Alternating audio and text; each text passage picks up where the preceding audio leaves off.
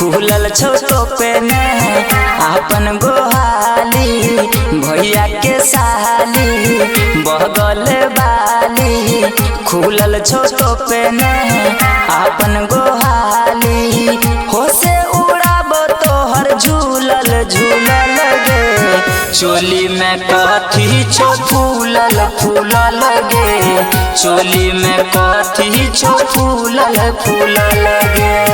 भैया के साली बगल वाली खुलल छोटो पना अपन गोहाली भैया के साली बगल वाली खुलल छोटो पना अपन गोहाली होश उड़ाबो तोर झूलल झूलल गे चोली में कथी छो फूलल फूलल गे चोली में कथी छो फूलल फूलल गे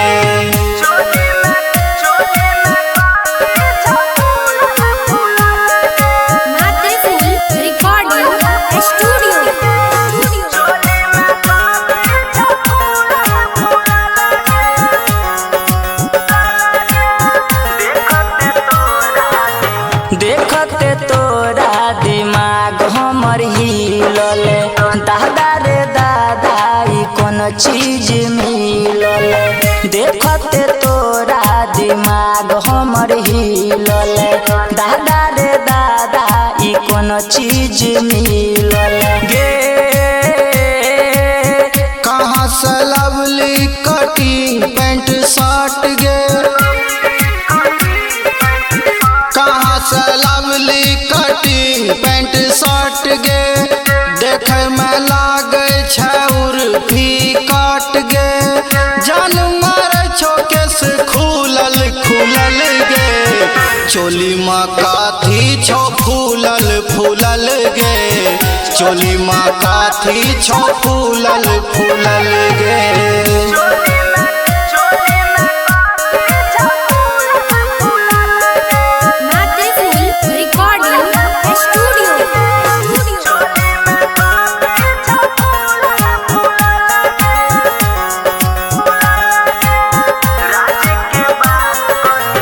राज के बात कनी हमरो बतावे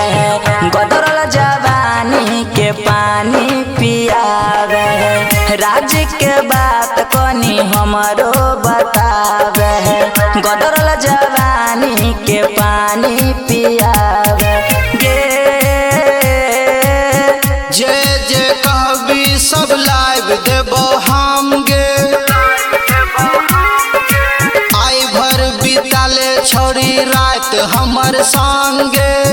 लाडिए जाज के बना ले बलम गे कहाँ भागे छै ना कूदल कूदल गे